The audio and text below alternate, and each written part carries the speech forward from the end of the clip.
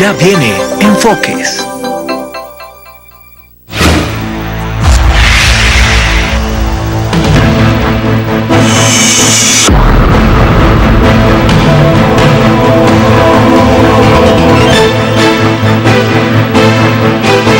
Señoras y señores, buenas noches, bienvenidos a Enfoques.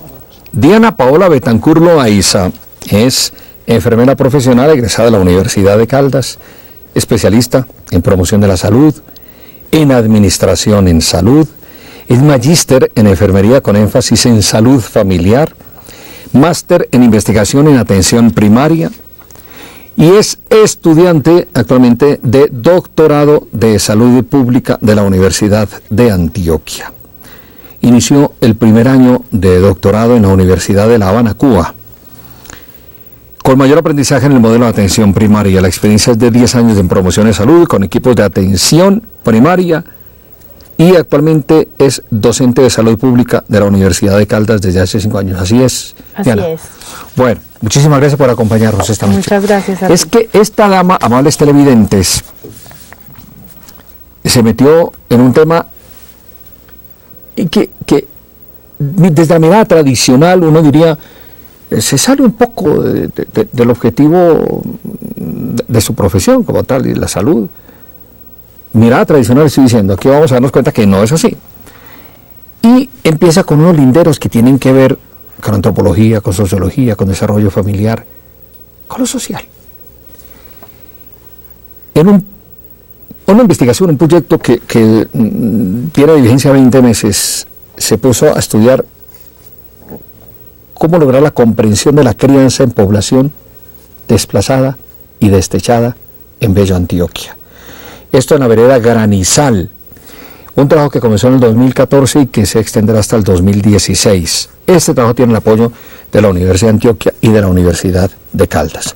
Pues Diana, muchísimas gracias por acompañarnos y espero que en este programa logremos ilustrar debidamente sobre cuál es la realidad de estas personas y hasta qué punto me atrevo, sin terminar el programa, pero uno como por comprensión lógica,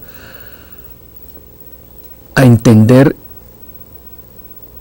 no entender por qué la tendencia a invisibilizar estas comunidades. Exactamente. Esto preocupa mucho. Y uno dice, las políticas de salud en Colombia le dan la debida importancia, Diana, a la crianza como tal. Y la presentación que hice, la crianza como que se nos es más como del componente antropológico, perdón, sociológico, antropológico, que de salud como tal. ¿Por qué? ¿Por qué esas miradas? Inicialmente me llamaba la atención, siempre me ha llamado la atención lo que es promoción de la salud, pero siempre buscando, como dices tú, el lindero, buscando el vacío, dónde estaba ese problema que nosotros como profesores, desde estudiantes, lo vemos para la promoción de la salud, porque vemos que la promoción de la salud es la cenicienta del sistema en muchas ocasiones.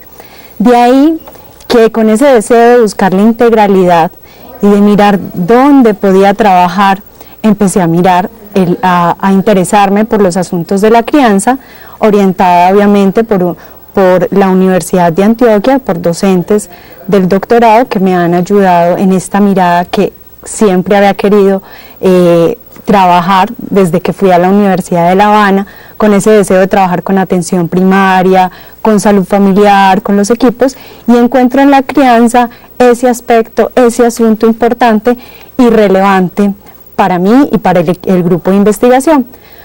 Resulta que en los planes, en el Plan Nacional de Salud Pública, en la política de infancia, como lo vemos, es que no se hace visible la crianza. ¿Por qué? No es la categoría articuladora, no es el fenómeno que se trabaja como tal. Se han trabajado muchos temas de la crianza, eso es necesario decirlo. O sea, se ha trabajado política de infancia, se ha trabajado todos los aspectos de la niñez, pero la crianza como ese eje articulador no se ha trabajado como tal. Entonces ese fue el principal deseo para empezar ese trabajo que sabíamos o sabemos todavía que es ese aspecto que nos puede llevar al holismo de lo que queremos de la promoción de la salud. Digamos que ese es el diagnóstico que usted encontró y por lo cual se metió a la investigación. Pero la pregunta es, ¿por qué no se le da la debida importancia a este proceso?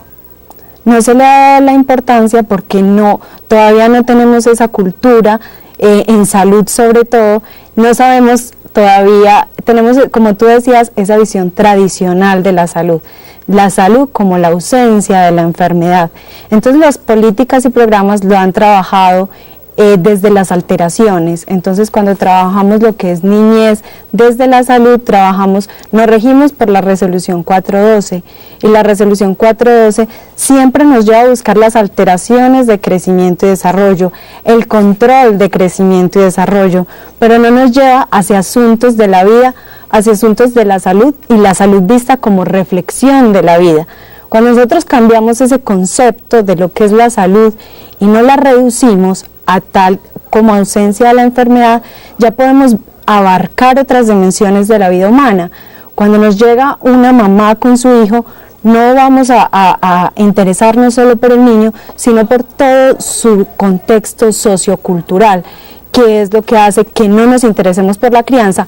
Además, porque para la salud, desde que se hizo esa reducción a la salud, es mucho más fácil trabajar, porque no se interesa por un asunto tan complejo. O sea, nos interesamos por la alteración de crecimiento y desarrollo, lo que trabajamos, que es peso, talla, pero no nos soslayamos de ese contexto sociocultural de las familias. Comprendo. La ley 100 del 93, dice la investigación, ustedes han hecho tu oportunidad de leer un resumen ejecutivo, legitimó el retroceso de las acciones de salud.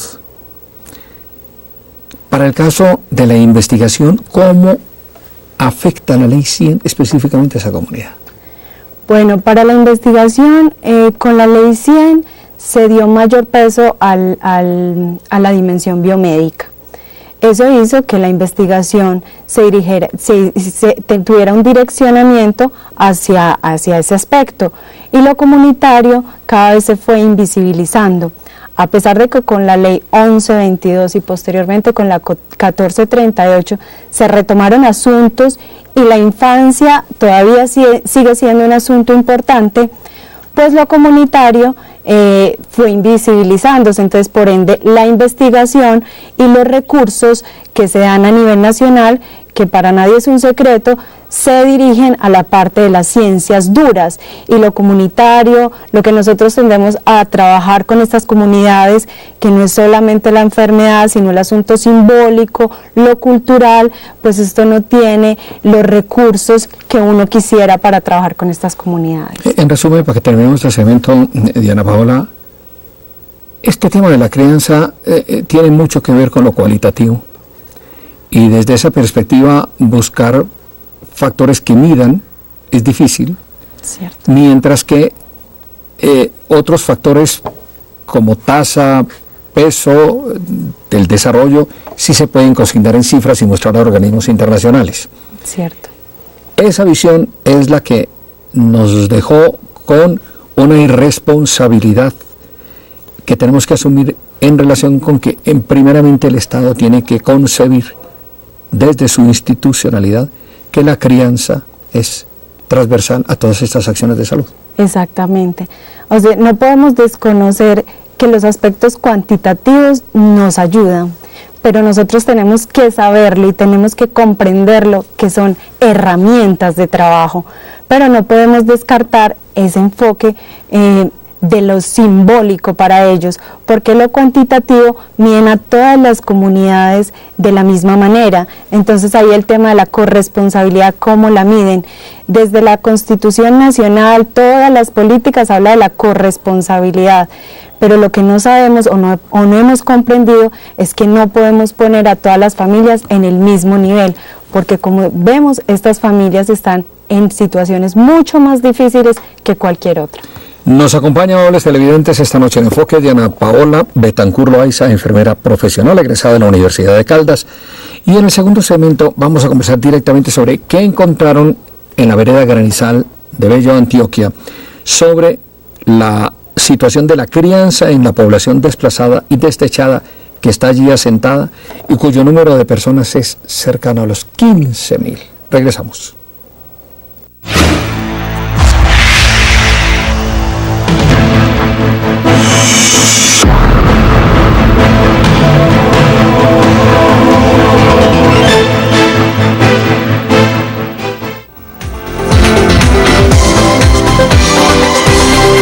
Estás viendo Enfoques.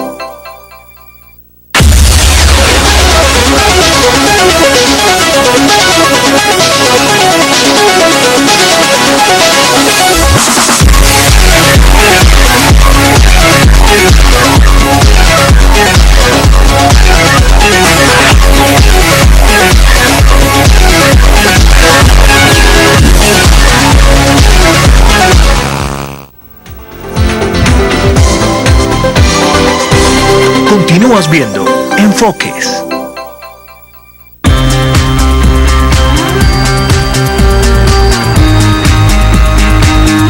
Inficaldas, comprometidos con el desarrollo integral de Caldas.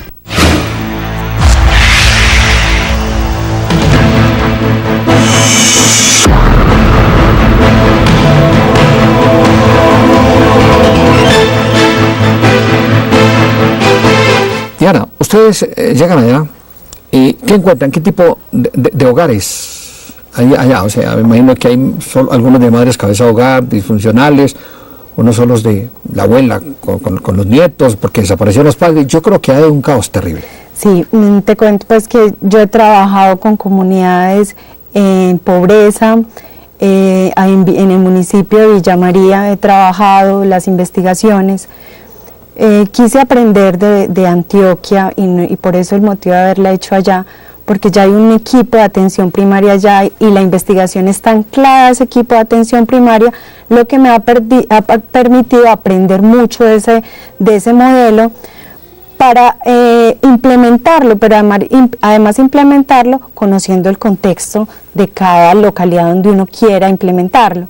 Lo que encontramos allá, que uno piensa que no pasa en Colombia, cuando yo llego allá me encuentro con personas que viven en miseria, o sea, una habitación para 8 personas, para 10 personas, no hay agua potable, energía es por tarjeta, o sea, unas condiciones que no superan las necesidades básicas, porque es una vereda, la vereda Granizal, está compuesta por 6 asentamientos y son asentamientos de unas aproximadamente 611 familias, pero si tú ves la natalidad de esta población, está 10 puntos por encima del promedio nacional.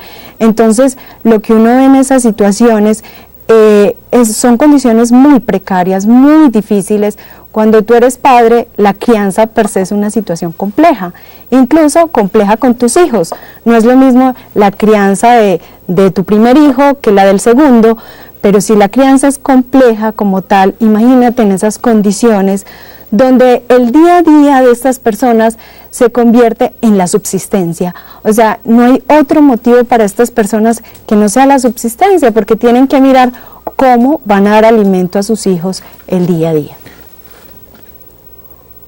Son hogares consecuencia de la violencia en Colombia, del desarraigo, y en consecuencia están desmembrados desde el punto de vista de los miembros de la familia. O sea, en muchos de ellos creo que son las madres las que asumen los roles económicos y que la informalidad es terrible en lo que tiene que ver con el tema del trabajo, que apenas el 6% de ellos tienen un trabajo que les da para sobrevivir, que un 94%, ¿qué se está gestando allí?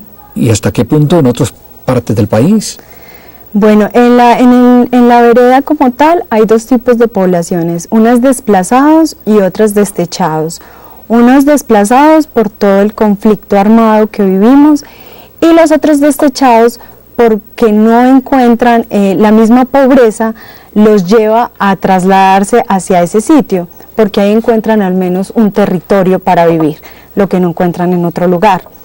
Ahí en esa situación, las madres, hay una ruptura de lazos en el caso de los desplazados, tienen que hacer ruptura de lazos de donde vivían, de donde tenía su familia, sus redes de apoyo, su identidad con su barrio, con su vereda, de donde lleguen, a construir una nueva identidad, pero una nueva identidad con muchas culturas, porque ahí en esa cultura fungen culturas de todas las partes del país. Por lo tanto, no es solamente ese nivel de desempleo que tú ves porque solamente el 6%, sino que ahí tienen que llegar a acomodarse y a crear lazos nuevamente de solidaridad, porque en lo económico no tienen con qué subsistir. Y en ese caos, Diana, ¿qué le enseña uno desde la crianza a los hijos? Bueno, ellas, yo las llamo a ellas que son unas heroínas, o sea, porque como sea, el día a día tienen cómo darle alimento a sus hijos, cómo darles educación, y no puede desconocerse también las ayudas estatales que de una u otra forma llegan hasta el asentamiento. Ellos han tenido se han tratado de organizar en el tiempo, porque la vereda también ha tenido un cambio. O sea, como la vemos ahora, no es la misma hace algunos años. O sea, ellos se han organizado a través de líderes comunitarios para salir adelante también. El Centro de Desarrollo Integral ya está en la vereda, pero ahí las condiciones de madre que estamos comprendiendo es que la crianza que nosotros hemos enseñado como buena crianza, ellos también la tienen. O sea, a pesar de estar allí, a pesar de tener un estigma que se ha edificado sobre ellos por estar en esas condiciones de violencia, de abandono, de desarraigo, de conflicto, ellas y ellos, porque son cuidadores para los niños, porque no llegan con familias completas, sino, como tú decías, desmembradas, buscan la forma de realizar la crianza de alguna manera, que para ellos o para ellas es una buena crianza. Yo creo que el mejor calificativo lo has empleado ahora, son heroínas. Exacto.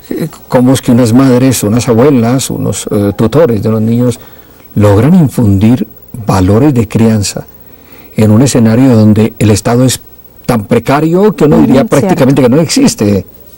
Cierto, además que hay un nivel de discapacidad enorme en entonces son niños que tienen síndrome de Down, que tienen problemas físicos, tanto ellos o ellas como las mamás o padres o cuidadores significativos, lo que aún más les cuesta mucho ir hasta el municipio de Bello. O sea, ellos están en Bello, pero tienen que ir hasta Zamora para que sean atendidos. ¿Zamora es qué? Zamora es donde los tienen que atender para su salud. ¿Pero eso es otro municipio, un corregimiento? Ahí en Bello, ahí en mismo Bello. Ellos les queda más fácil Medellín, pero te imaginas que hay una distancia desde Bello hasta la vereda de hora y media, hora y 40 minutos, el transporte pasa cada 4 horas, entonces son condiciones muy difíciles. Pues, amables televidentes, con Diana Paola Betancur Loaiza estamos descubriendo otra realidad en Colombia. Regresamos.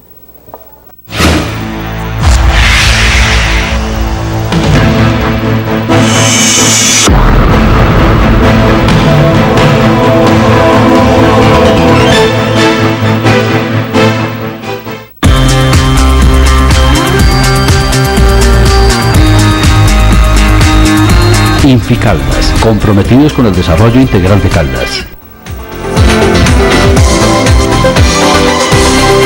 Estás viendo Enfoques.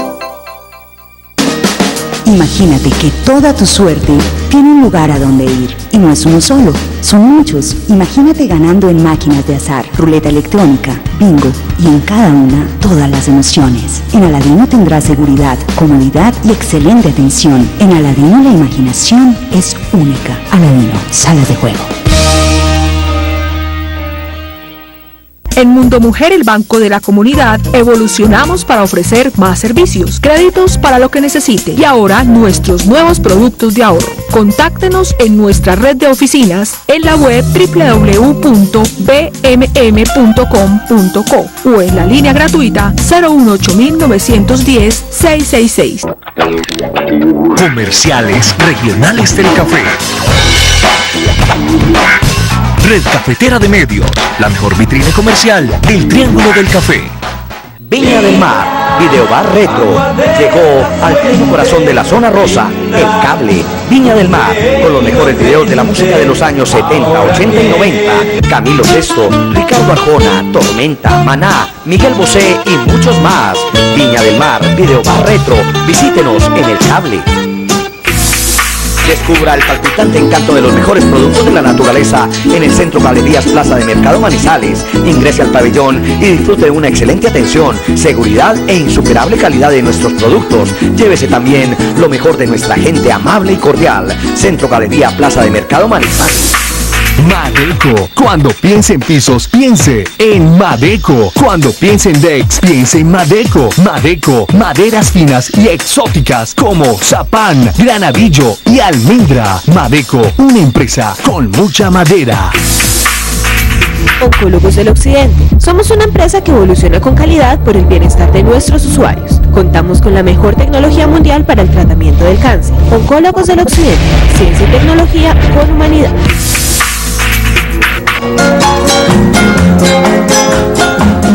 Vuelve el romanticismo a Manizales. Señor Bolero, para volverse a enamorar. Edificio Portal del Cable, Manizales.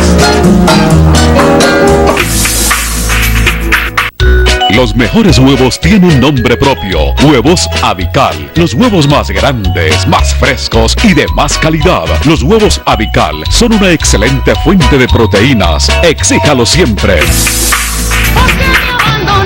Sigue volando alto. Paloma San Basilio Sinfónico. Manizales, Teatro Los Fundadores, abril 16. Armenia, Centro de Convenciones, abril 30.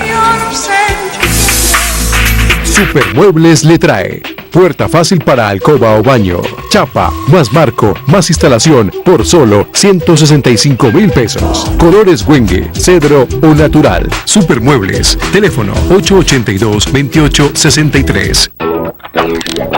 Comerciales regionales del café. Red Cafetera de Medios, la mejor vitrina comercial del Triángulo del Café.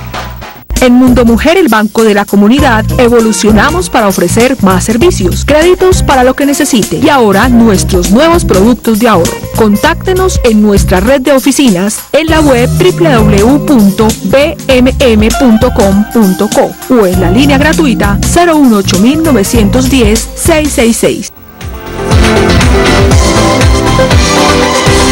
Continúas viendo Enfoques.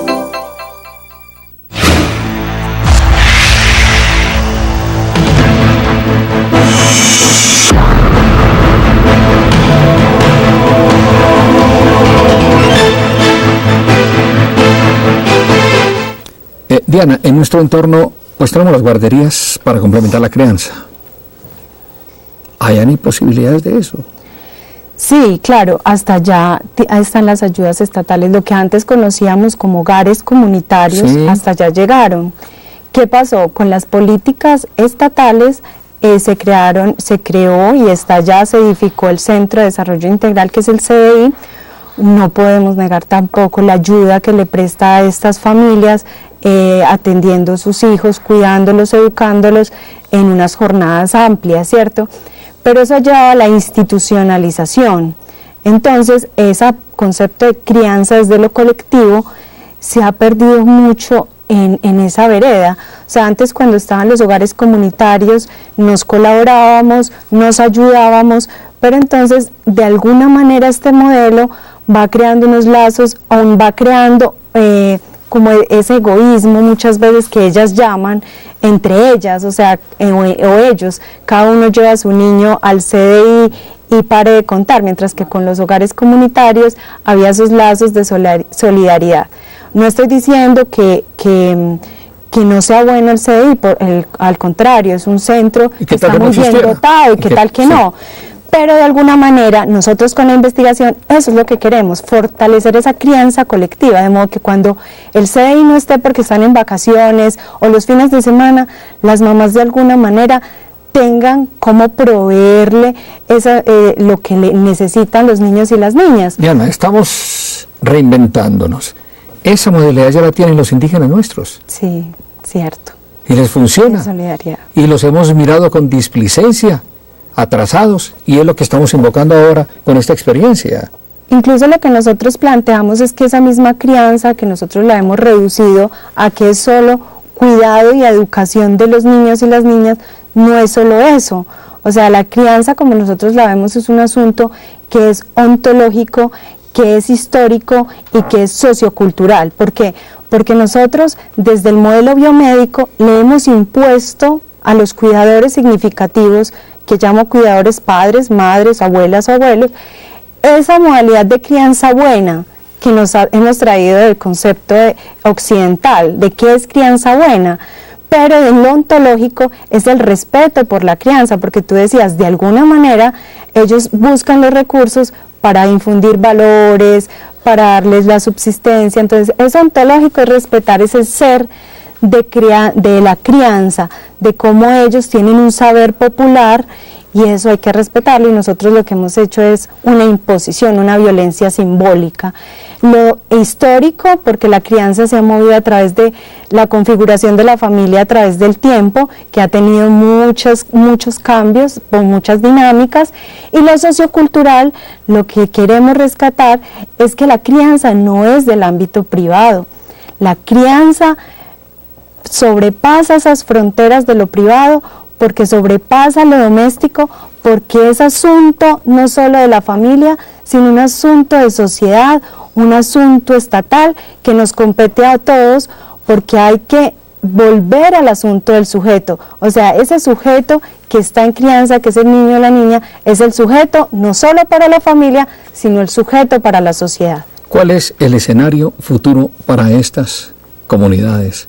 Habida cuenta que, como decía una importante directiva de la Universidad de Manizales, estamos a puertas del posacuerdo. Bueno, a mí me surge una preocupación, y es porque si se firma, pues esto, como lo queremos llamar, el posacuerdo, que viene del posconflicto, que se firmaría así, hay recursos y hay ayudas humanitarias, pero lo que queremos rescatar es que esas ayudas humanitarias no pueden convertirse en un asunto de conmiseración y filantropía, de ayuda a los pobres, no. Como lo vemos, es que se debe convertir en un asunto de oportunidades para las familias en términos de justicia social. Y en términos de justicia social, como lo queremos hacer ver, es que a esas personas las capacidades tienen que florecer. Y eso es algo que no es de ahora. Imagínate, desde Aristóteles, desde hace muchos años, se habla del florecimiento humano. O sea, que estas familias no solo sea esa ayuda asistencialista del Estado y se acabó, no es Estado benefactor y se acabó. Ahí hay un compromiso más allá de una ayuda humanitaria y del asistencialismo, porque tenemos que ir más allá a un asunto de que estas familias, a través de las oportunidades que les demos, deben salir adelante. O sea, tenemos que tener una mirada crítica de que ellos son sujetos políticos también, de que lo político no está en las esferas burocráticas, sino que hace parte también de un asunto político, de que ellos pueden defender sus derechos y tienen voz y voto. ¿Usted cree, Diana Paola, que tenemos una oportunidad excelente para hacer de este escenario un programa piloto de cómo poder transformar radicalmente una situación como esta cuando firmemos el posacuerdo? Pues yo tengo una visión... No, la ejecutemos. Tengo una visión utópica, o sea, como todos los que seguimos un pensamiento crítico, creemos en las utopías.